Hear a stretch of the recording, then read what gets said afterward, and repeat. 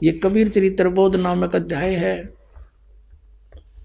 और ये एक बोध सागर के 1870 पृष्ठ पे यहाँ पर ये क्लियर लिख रखा 12 पंथों के विषय में। 12वां पंथ गरीबदास पंथ है। अब आपको दिखाते हैं 13वें वंश के बारे में।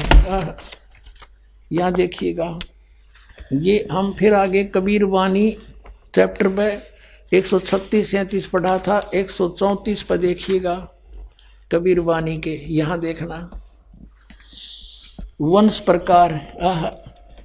ये प्रथम वंश उत्तम चूड़ामणि, जो 12 पंथों में प्रथम चूड़ामणि, दूसरा अंकारी, तीसरा वंश प्रचंड, ये जागू जुगुर।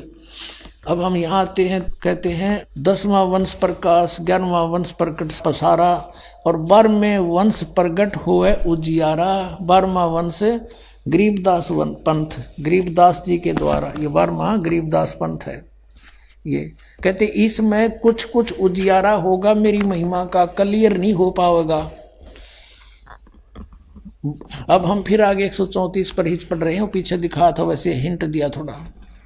अब क्या बताया है कि 12वें वंश प्रगट हुए उजियारा, मेरी महिमा का कुछ महिमा मेरी प्रगट होएगी। और 13वें वंश मिटे सकल अंधियारा, ये दास वो 13वां वंश।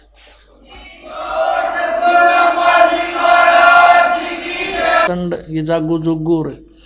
अब हम यहाँ आते हैं, कहते हैं 10वां वंश प्रकाश, 11वां वंश। एती दगा काल की समाई और तत् बिंदु की टेक रह जाई। काल इतनी दगा करेगा, कभी ग्रंथा न बदलवा होगा दूता से एक धारा। और 12वें वंश प्रगट हुए उजियारा, 12वां वंश कहते ये सब कुछ करेगा, लेकिन फिर भी उस तत् बिंदु की टेक रह जाई। अब दास बताओगा, जैसे आपको बता दिया कि अब आपको प्रमाण देते हैं कि जैसे आपको क्लियर कर दिया कि अन्न ब्यावर को दूहत है, दूध दिया तत्काल और पीवे बालक ब्रह्म गति तासी उभय दयाल। इतना तो हिंट दे दिया गरीबदास जी ने।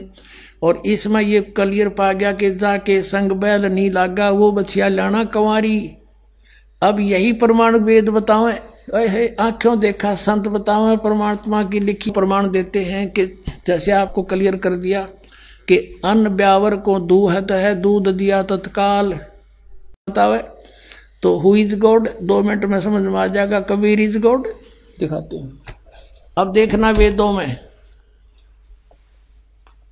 अब यही प्रमाण वेद बताते। कबीर साहब ने कहा था, धर्मदास ये वेद मेरा भेद है और मैं ना वेदन के माही और जौन वेद से मैं मिलूं। ये वेद जानते नहीं, ये चारों वेद मेरी महिमा गा रहे हैं, लेकिन मुझे पाने की विधि इन 4 वेदों में नहीं है। जौन से वेद से मैं मिलूं, सूक्ष्म वेद, तत्व ज्ञान, जैसे गीता जी अध्याय नंबर 4 के श्लोक नंबर 34 में कहा कि वो तत्व ज्ञान जो परमेश्वर ने स्वयं आकर बोला है। 4थे अध्याय के 32वें श्लोक में कहा, ब्रह्मणे मुखे ब्रह्म सच्चिदानंद घन ब्रह्म की वाणी में विस्तार से कहा गया है, वो तत्व ज्ञान है। उसको तत्वदर्शी संतों से समझो। तो वही वेदों में यजुर्वेद अध्याय नंबर 40 के श्लोक नंबर 10 से लेकर 13 तक स्पष्ट किया है कि कोई परमात्मा को उत्पन्न होने वाला बताता है कि वो साकार है रामकृष्ण रूप में, कोई निराकार बताता है वो जन्म लेता ही नहीं। कि क्लियर कंसेप्ट तो आपका तत्वदर्शी संत करेंगे, उनसे पूछो। तो वेद ज्ञान भी इनकम्प्लीट है, उसके पाने की विधि नहीं है। वो तत्वदर्शी संत तत्व ज्ञान से बताएगा। तो वो तत्व ज्ञान क्या बताया परमात्मा ने कि वेद मेरा भेद है, वेद मेरा भेद है, मैं ना वेदन के माही और जौन वेद से मैं मिलूं, उस तत्व ज्ञान से मैं मिलूं। ये चारों वेद जानते नहीं।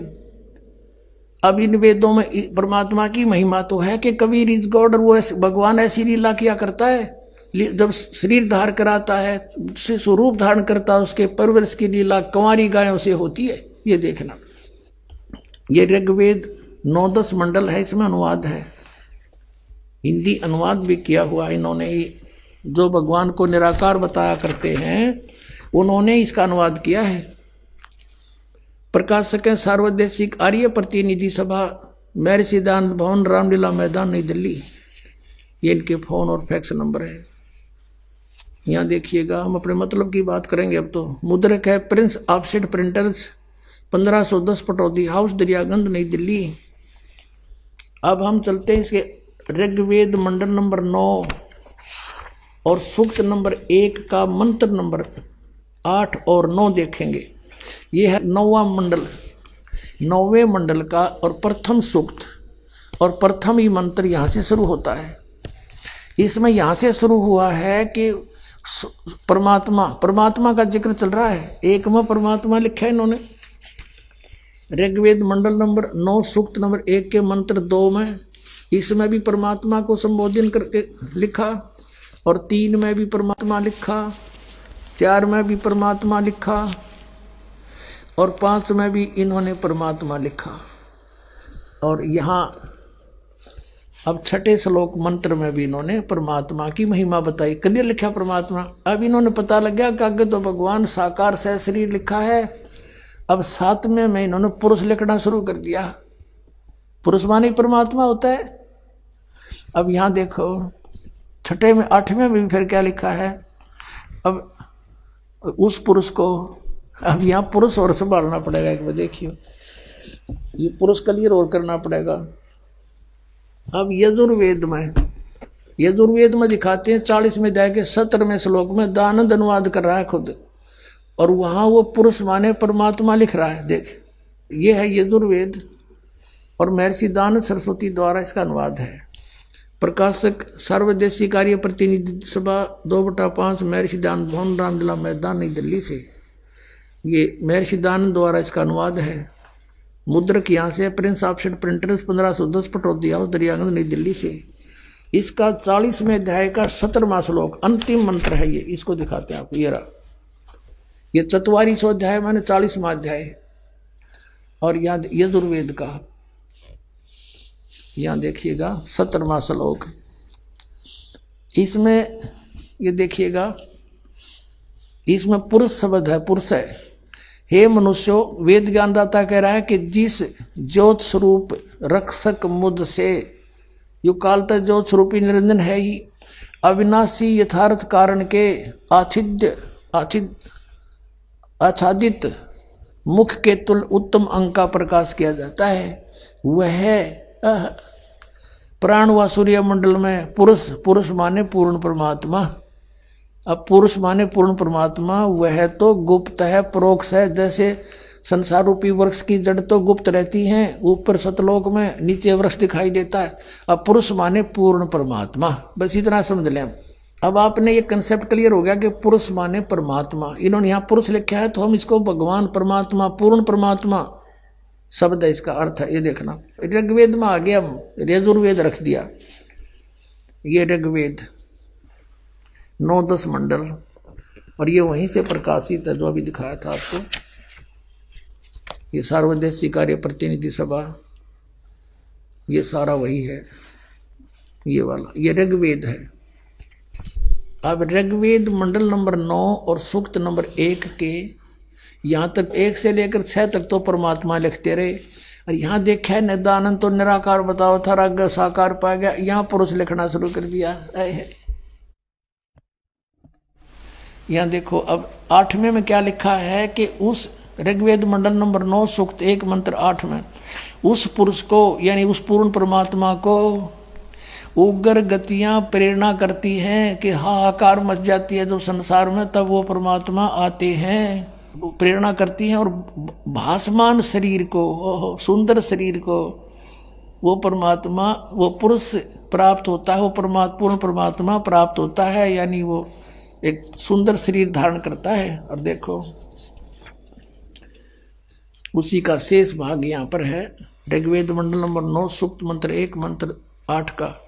और जिसमें 3 प्रकार से दूसरों का वारण यानी कल्याण करने वाला मधुमेह शरीर मिलता है। 3 प्रकार के शरीर में व्रत। आगे देखना, हम अपने मतलब की बात पर अब आए हैं। ऋग्वेद मंडल नंबर 9 सूक्त 1 मंत्र 9 में क्या कहा है कि उस सोम माने परमात्मा है। इन्होंने तो देख जहां पर इनकी बुद्धि बिगड़ी वहां इन्होंने अनुवाद अनर्थ करने शुरू कर दिए। सोम माने परमात्मा लिखना चाहिए था। ये देखो ऋग्वेद मंडल नंबर 9 और सूक्त नंबर 1 के मंत्र नंबर 1 में सोम माने हे सोम स्वभाव परमात्मन, यहाँ तो परमात्मा लिख दिया और यहाँ डंगा डाल दिया। ऋग्वेद मंडल नंबर 9 सूक्त नंबर 1 मंत्र नंबर 9 में क्या लिख दिया कि उस सोम स्वभाव वाले श्रद्धालु पुरुष को, इन्होंने सोचे पुरुष पारुष को आदमी के विषय में कह रखा होगा। सोम माने उस अमर पूर्ण परमात्मा को जो शिशुम, ये शिशु शब्द है, जो शिशुम यानी शिशु रूप में जो प्रकट होता है। अभी अधन्या, अभी माने पूर्ण रूप से, अधन्या माने बिना दनाई, जिसको अभी अधन्या माने जाकी संग बैल नहीं लागा, यानी कंवारी बछिया, धेनो माने गौवे तृप्त करती है, यानी उस पूर्ण परमात्मा की जो शिशु रूप में प्रकट होता है, बालक रूप में प्रकट होता है, सब ओर से अहिंसनीय नहीं, अधन्या बिना दनाई। गौ को हम किसान परिवार में जन्म है, हम खूब समझते थे कि ये बिना दनाई गौ है, अधन्या है। तो और सभी अभी अधन्या कंवारी गायों से, गौओं से उसके परवरिश की लीला होती है। कंवारी गौवे उस परमात्मा को जो शिशु रूप में प्रकट होता है उसको तृप्त करती हैं, यानी परवरिश की लीला कंवारी गायों से होती है। ये वेद प्रमाण कर रहा है। अनंत कोट ब्रह्मांड का एक रति नहीं भारे, सतगुरु पुरुष कबीर है ये कुल के सिरजनहारे। बोलो सतगुरुदेव।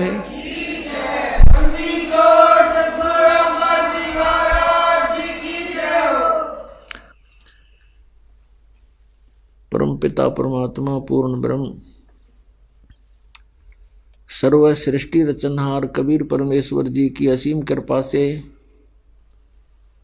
आप सभी पुण्यात्माएं सत्संग श्रवण कर रहे हैं। मानुष जन्म दुर्लभ है, ये मिले न बारंबार, तरवर से पत्ता टूट गिरे वो भौर नहीं लगता डार।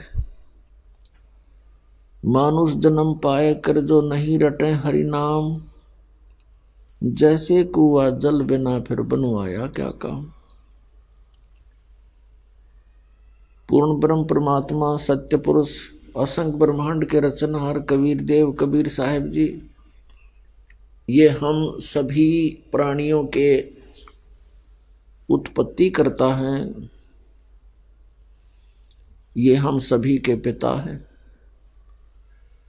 और पुण्यात्माओं, आप यहाँ काल के लोक में फंसे हुए हो। आप जी को यहाँ बाई फोर्स रखा हुआ है, विवश करके, आपको मिसगाइड करके। जैसे एक आप फिल्म देखा करते थे, जो खलनायक होता था, वो व्यवहार आज यहाँ हमारे साथ यहाँ का स्वामी, यहाँ का प्रभु ये ब्रह्म कर रहा है, ज्योति निरंजन काल कर रहा है। हमें किसी भी वस्तु से यथार्थता उसकी परिचित हमसे नहीं होने देता। हमें ये नहीं मालूम हम कौन हैं, कहाँ से आए थे। हमारे को ऐसा शरीर दे दिया, इसमें हर समय कोई ना कोई समस्या बनी रहती है। ऐसे लोक में हमारा जन्म कर दिया, यहाँ आपदाएं आपदाएं ही हैं। हिंसक पशु पक्षी बना दिए हमारे में से ही, एक दूसरे को प्रताड़ित करने के लिए। मच्छर बना दिए, मक्खी बना दी, और भी भयंकर बिच्छू बना दिए, बिरड़ और ततैये बना दिए, सर्प बना दिए, जंगली जानवर शेर बना दिए। हम यहाँ काल के लोक में रह रहे हैं और काल हमारे साथ प्रतिशोध ले रहा है उस परमेश्वर का। कबीर परमात्मा से प्रतिशोध ले रहा है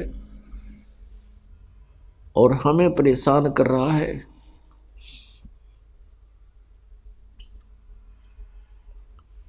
क्योंकि हम उस परम पिता के बच्चे हैं और इस काल भगवान ने सतलोक के अंदर एक भयंकर गलती करी थी, जिसके कारण इसको 21 ब्रह्मांड समेत वहां से निष्कासित कर दिया था। और हमने भी एक भयंकर भूल करी थी, जिस कारण से हम भी इसके साथ यहां आ गए। अब ये हमें इसलिए परेशान करता है कि इनका पिता दुखी होगा इनके दुख को देख देख के। आप देख रहे हो पुण्यात्माओं, कोई भी प्राणी इस संसार में सुखी नहीं है। और कोई ये सोचता है कि मैं सुखी हूं, इस झूठे सुख को सुख भी मान बैठा है। अच्छी पोस्ट है, कोई अच्छा प्रधानमंत्री बना है, मुख्यमंत्री बना है, और वो ये सोचता है इस झूठे सुख को कि मैं बहुत सुखी हूं। अन्य दूसरे लोग भी ये सोचते हैं कि भाई इसकी तो बड़ी मौज माच रही है। अब हमने उस झूठे सुख के आधार से वो बहुत सुखी और बहुत ही प्रभावशाली प्रभुता युक्त प्राणी नजर आता है, और एक सेकंड में ना जाने के घटना घट जाए उसके साथ में, और सत भक्ति ना करने से फिर वही प्राणी जो आज मुख्यमंत्री प्रधानमंत्री के पद पर विराजमान है, नेक्स्ट जीवन उसका गधे और कुत्ते का होगा। ये विधान है परमात्मा का। आप बहुत सा प्रमाण देखते हो, समाचार पत्रों में भी पढ़ते हो, सुनते भी हो, टीवी पर देखते हो। कोई बहुत बड़ा सेठ दुर्घटनाग्रस्त हो जाता है या किसी बीमारी से मृत्यु को प्राप्त होता है। जैसे एक मुख्यमंत्री हेलीकॉप्टर से जा रहा था, उसके कितने इरादे थे, कितनी इच्छाएं थी, कहाँ उनके लिए गले में डालने के लिए हार लिए खड़े थे लोग। रास्ते में दुर्घटनाग्रस्त होकर हेलीकॉप्टर से ही गिर के मृत्यु होगी, क्रश हो गया हेलीकॉप्टर। तो यहाँ परमात्मा कहते हैं आप यहाँ इस झूठे सुख को सुख मान बैठे हो। यहाँ पर सुख नाम की वस्तु नहीं है। हमने इन हल्के दुखों को ही सुख मान लिया। हम इसी को सुख मान कर इसी में व्यस्त हैं, मस्त हैं। परमात्मा ने आके हमें ज्ञान कराया है कि तुम यहाँ के रहने वाले नहीं हो, तुम सतलोक में रहा करते थे, और जो सुख तुम यहाँ इस जैसे कोई कीट कीड़ा और नमक की बोरी में गिर जाता है, और वहाँ वो उस नमक की बोरी में और टेस्ट ढूंढता है बुरा वाला, कभी नहीं मिल सकता, सपने में भी नहीं हो सकता। आज हम इस नमक की बोरी में पड़े हैं और हम बुरा का टेस्ट ढूंढ रहे हैं। बुरा का टेस्ट तो पुण्यात्माओं बुरा की बोरी में ही मिलेगा। वह बुरा की बोरी है सतलोक, सचखंड, उस अमरलोक। और जब तक उस बुरा की बोरी में हम नहीं गिरेंगे वो टेस्ट आ ही नहीं सकता, चाहे कितनी कोशिश कर लेना। समझदार को संकेत बहुत है। और परमात्मा ने आके बताया है कि वो सुख जिसे तुम छोड़ आए, अब तुम्हें वो याद आ रहा है, यहां वो मिल नहीं सकता। इस काल भगवान ने आप जी को मूर्ख बना रखा है, धोखे में रखा हुआ है। हमारे साथ ऐसी इतनी बुद्धि दे रखी हमारे को, जैसे कोई पशु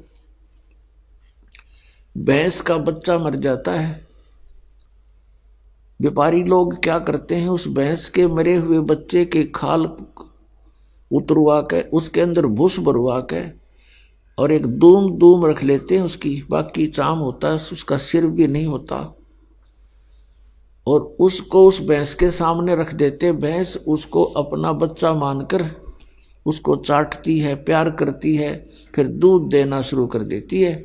और व्यापारी उस भूस भरे हुए चाम को, खाल को लेकर चल पड़ता है। वो भैंस पीछे पीछे रया रया करती हुई भागती है अपना बच्चा समझकर।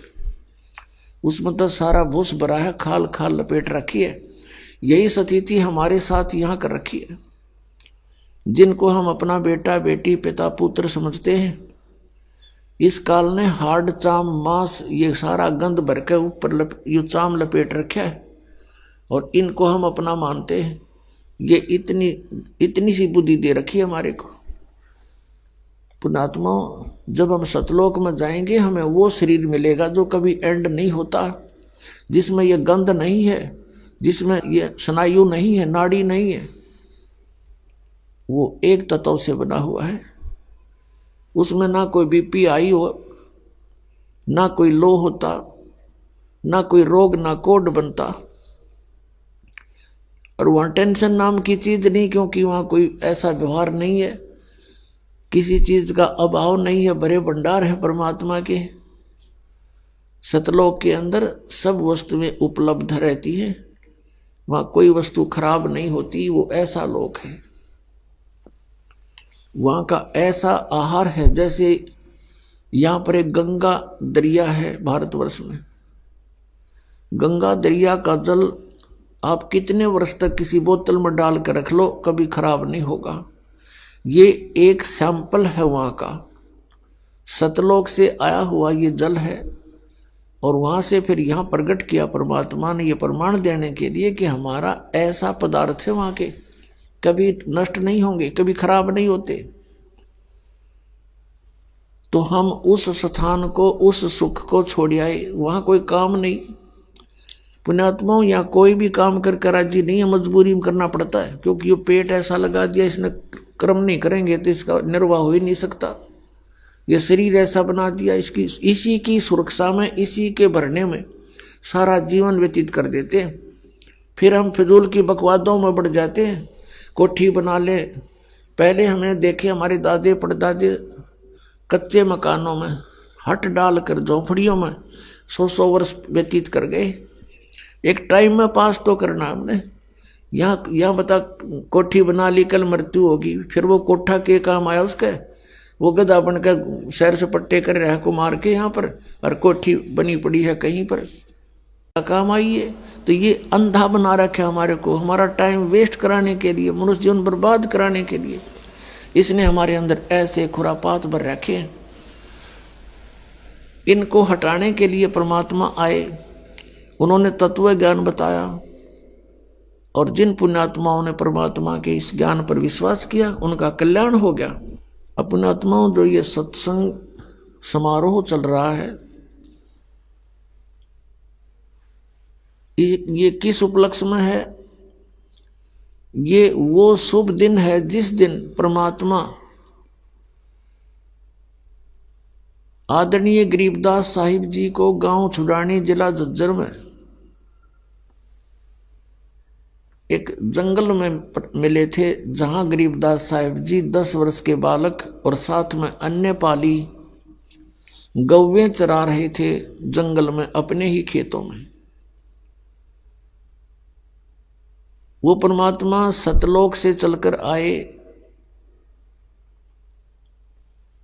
और वहां जंगल में आकर के एक साधु रूप बना करके गरीबदास साहिब जी को मिले।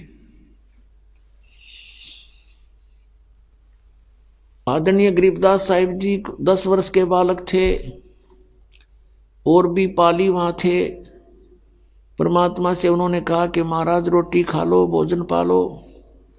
परमेश्वर ने कहा भी भोजन तो हम खा कर आए, अपने गांव से खा कर आए। आपका गांव कहाँ है? हमारा गांव सतलोक है। कितनी दूर है आपका गांव? परमेश्वर ने बताया कि 16 शंख कोस की दूरी पर यहां से है, मेरा सतलोक है वो गांव। बच्चों को ये समझ नहीं आई कि सतलोक होगा कोई गांव 16 कोस पर होगा। वो कह रहे थे 16 शंख कोस पर, नील पद्म शंख। उन्होंने पालियों ने कहा कि आप भोजन नहीं खाओगे तो दूध तो पीना ही पड़ेगा, हम अतिथि को ऐसे नहीं जाने देते। परमात्मा ने कहा दूध पिलाना है तो मैं कंवारी गाय का दूध पीता हूं। तब वो बड़े बड़े पाली थे, वो मजाक करने लगे, कहने लगे बाबा जी तेरे दूध पीने की नीत नहीं, मजाक करते हो आप। कुंवारी गायें कभी दूध देती है? परमात्मा ने कहा भी हाँ, हमारे यहाँ कुंवारी गायें दूध देती हैं। गरीबदास जी की एक बहुत प्रिय बछिया थी जिसने दूध पीना छोड़ रखा था। अभी वो अधन्या थी, अभी अधन्या यानी बिना धनाई थी, कुंवारी थी। उसको ले आए और कहा देखो महाराज जी, बच्चा है नहीं, दूध कैसे देगी ये? परमात्मा ने उसकी कमर पर ऐसे आशीर्वाद भरा, हाथ लगाया, थपकी मारी, लंबे लंबे सतन हो गए और कहा एक पात्र लाओ। एक लस्सी का मटका छोटा सा ले जाया करते, ब्रोला बोलते हमारी तरफ, जिसमें 5-4 किलो पदार्थ आ जाता था। वो नीचे रख दिया, साफ करके धोकर रखा हुआ था और सतन से दूध शुरू हो गया। वो पात्र भरते ही बंद हो गया। तब आधा परमेश्वर ने पिया, आधा गरीबदास जी ने पिया। तो पुण्यात्मा दूसरे पालियों से कहा ले अभी तुम भी पी लो। वो मना कर गए कि हम नहीं पिएंगे पाप का दूध, जादू जंत्र का निकाला है तूने और तेरी जात का पता नहीं, तूने झूठा कर दिया, तू कौन है, कहाँ से आया? गरीबदास साहिब जी ने कहा कि लाओ प्रभु मुझे दे दो दूध, आपका झूठा, आपका अमृत हमें कब कब प्राप्त हो। पुण्यात्माओं ये पिछले संस्कारों से ऐसा स्वभाव बचपन से ही हो जाता है बालक का। फिर गरीबदास जी को ज्ञान सुनाया परमात्मा ने। फिर गरीबदास जी ने कहा प्रभु मुझे अपना वो लोक दिखा दो जहाँ पर प्राणी कभी जन्मते मरते नहीं, वहाँ वृद्ध अवस्था नहीं है, सर्व सुख ही सुख है। तब सतलोक में लेकर गए परमात्मा गरीबदास जी को। शरीर वहीं रह गया, उसको मृत जान करके चिता पर रख दिया। गांव वालों ने, कुल के लोगों ने जलाना चाहा, संस्कार करना चाहा। तब तक परमात्मा ने सब ब्रह्मांडों का उसको भ्रमण करा के अपनी सतीति से परिचित करा के वापस छोड़ दिया। और 10 वर्ष के बालक जीवित हो गए। उसके बाद गरीबदास साहिब जी ने आंखों देखा उस परमात्मा का वर्णन कहा, जो आज सभी वेदों से भी मिलता है और सभी सदग्रंथों से मेल खाता है। सब संतों की जिनको परमात्मा प्राप्ति हुई वाणी एक जैसी ही है। ये वो शुभ दिन है पुण्यात्माओं, परमात्मा ने स्वयं दया करी, अपनी प्यारी आत्मा आदरणीय गरीबदास साहिब जी को यह ज्ञान दे दिया, जिससे हम आज अपने परमात्मा को पहचान सकेंगे। और वो समाधान दे दिया इसमें जो अभी तक किसी को प्राप्त नहीं था, वो सतनाम और सारनाम। सतनाम ये 2 अक्षर का है और आदि नाम ये गुप्त है, ये दास बताएगा। इन 3 मंत्र हैं ये, ओम तत्सत, जैसे श्रीमद् भगवद गीता अध्याय नंबर 17 के श्लोक 23 में प्रमाण है, ओम तत्सत। ओम तो सरपुरुष का यानी ब्रह्म का, ये तो सार्वजनिक है, सीधा ही यही मंत्र है। तत् और सत ये सांकेतिक है, ये कोड वर्ड है, ये दास बताएगा।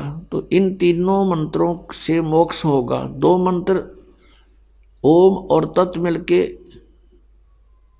ये सतनाम बनता है 2 अक्षर का।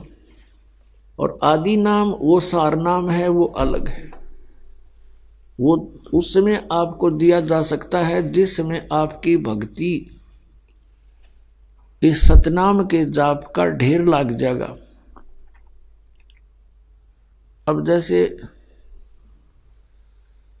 आज उन पुण्यात्माओं को बुला रखा है जिनको सार नाम दिया जाएगा,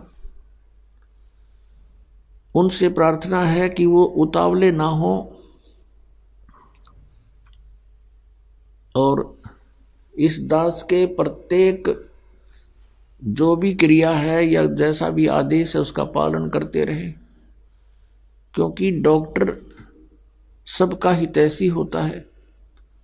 जितने भी पेशेंट उसके उपचाराधीन होते हैं उसको सब का पता होता है किसको किस समय कौन सी डोज देनी होती है।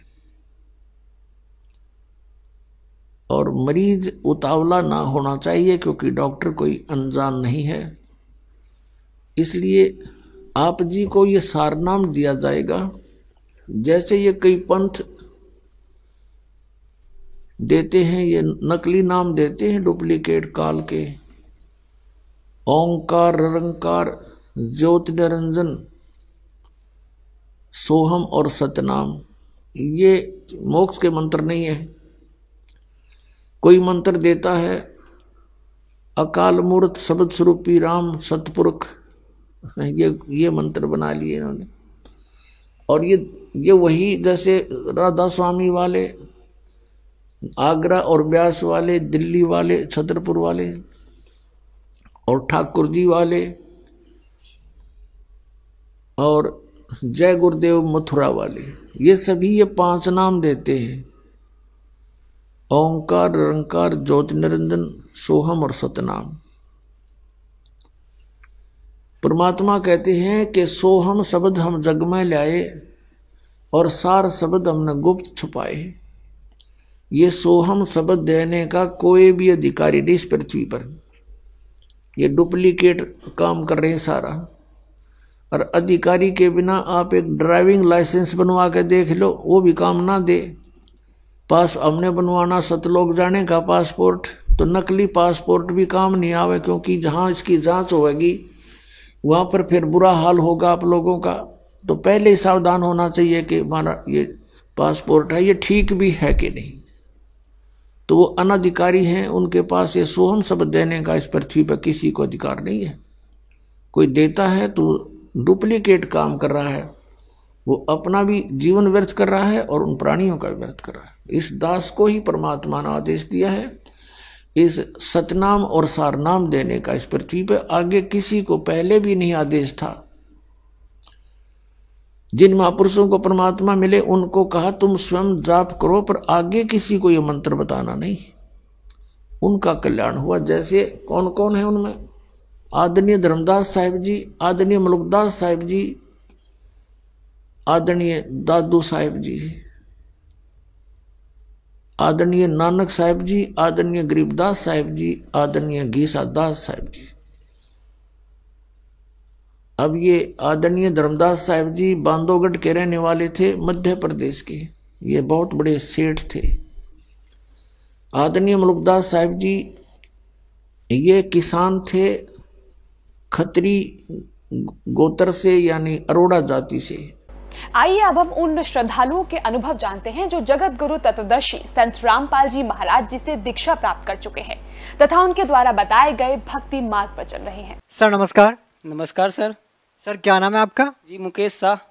मुकेश जी कहाँ से आए आप? जी मैं पीछे तो बिहार से रहता हूँ, खगड़िया डिस्ट्रिक्ट से, लेकिन यहाँ लोहारा पिंड लुधियाना में रह रहा हूँ सर। सर संत रामपाल जी महाराज जी से नाम दीक्षा लेने से पहले आप क्या भक्ति साधना करते थे? सर यही देवी देवता को तो पूजा कर रहे थे सर, और मंगलवार की व्रत और शनिवार का दोनों व्रत करते थे, लेकिन इससे कुछ फर्क नहीं हुआ था सर। सर जब आप हिंदू धर्म में प्रचलित सभी प्रकार की पूजाएं कर रहे थे तो फिर आप संत रामपाल जी महाराज जी की शरण में क्यों गए? सर ऐसा है कि मैं एक दिन साधना चैनल पे गुरु संत रामपाल जी महाराज का सत्संग देख रहे थे, तो बंदीछोड़ सतगुरु रामपाल जी महाराज बता रहे थे जो आप ये देवी देवता का पूजा कर रहे हैं ये व्यर्थ साधना है, ये गलत साधना है, साधना तो ऐसे करना चाहिए। फिर बंदीछोड़ सतगुरु रामपाल जी महाराज बताए कि भक्ति ऐसी करना चाहिए। मुझे बहुत अच्छा लगा, मैं ये सुन करके और फिर बरवाला में जाके नाम लिया सर। सर यहाँ पे एक बात आपसे जानना चाहेंगे कि पहले आप देवी देवताओं की पूजा करते थे, फिर आपने संत रामपाल जी महाराज जी के सत्संग सुना और संत रामपाल जी महाराज जी ने बताया कि देवी देवताओं की पूजा करना व्यर्थ है, तो क्या संत रामपाल जी महाराज देवी देवताओं की भक्ति छुड़वाते हैं?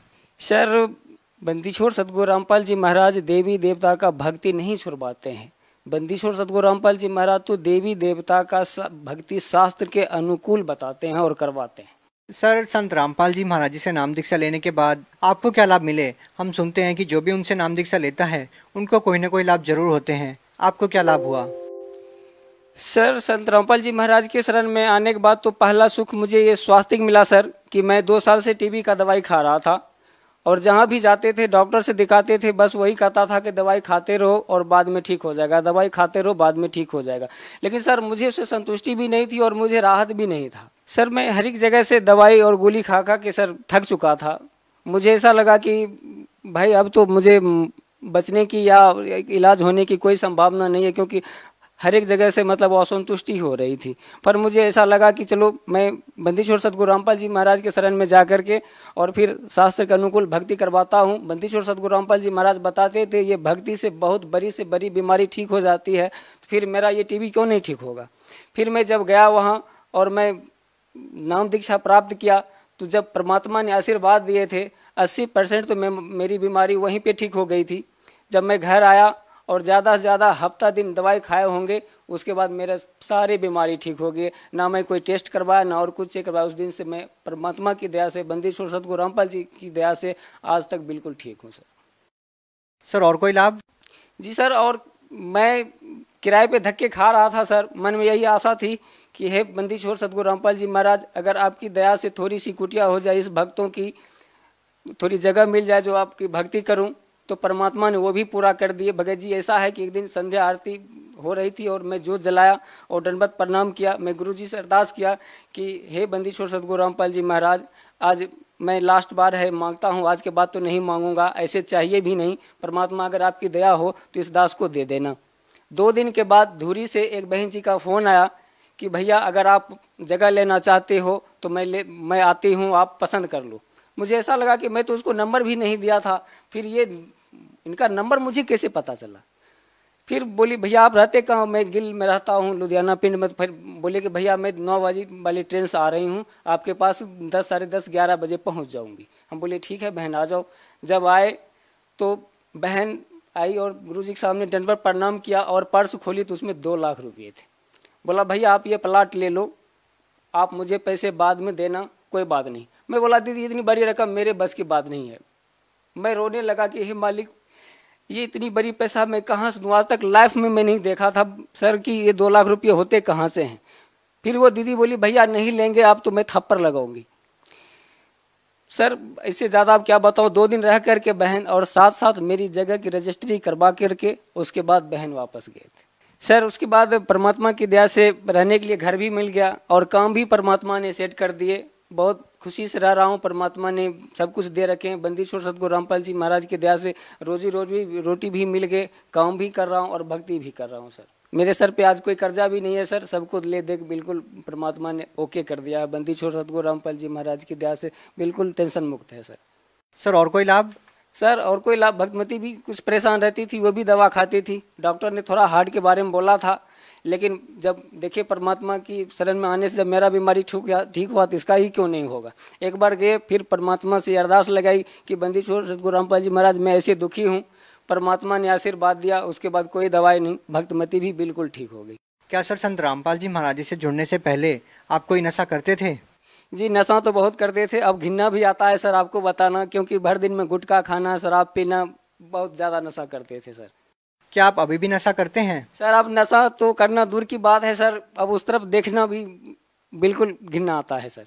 तो सर आपके जीवन में इतना बड़ा परिवर्तन कैसे आया कि पहले आप इतने सारे नशा करते थे और अब आप बिल्कुल भी नशा नहीं करते? तो सर इतना बड़ा परिवर्तन कैसे आया आखिर?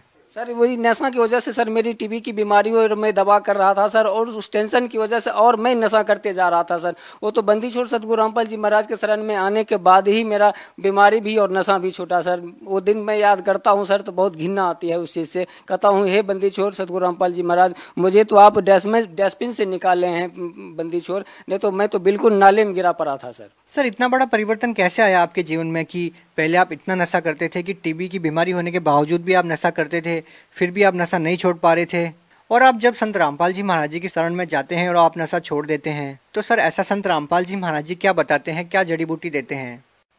सर संत रामपाल जी महाराज के मंत्र में ऐसी शक्ति है सर कि नशा तो क्या सर, इतनी बड़ी बड़ी बीमारी ठीक हो रही है। परमात्मा सत्य भक्ति बताते हैं। संत रामपाल जी महाराज के मंत्र में ऐसी शक्ति है सर कि वो जो मंत्र देते हैं जाप करने के लिए, जो भक्ति सही साधना सत्य भक्ति बताते हैं सर, उस मंत्र में ऐसी शक्ति है कि बीमारी और नशा सारे कुछ खत्म हो जाते हैं सर।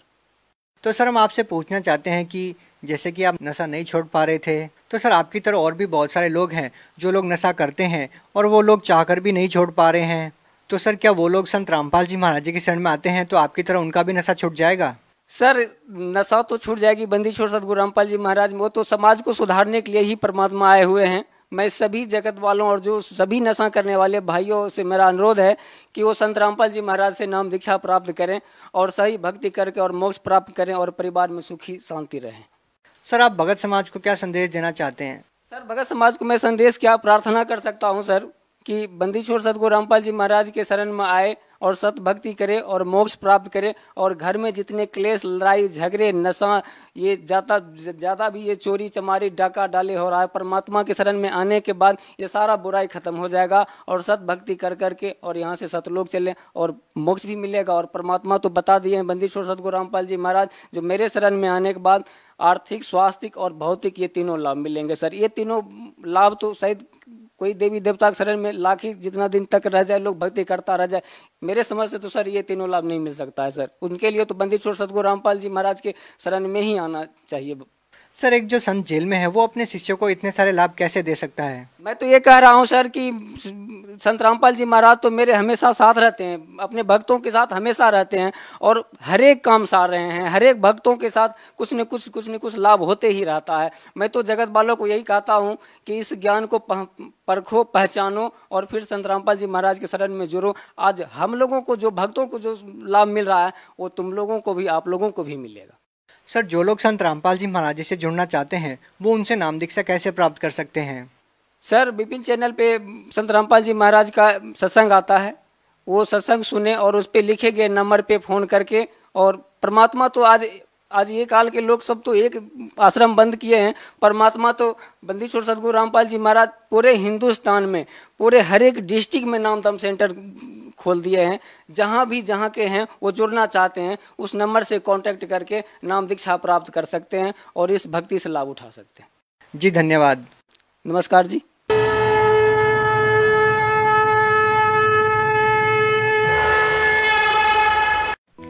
आप सुन रहे थे जगत गुरु तत्वदर्शी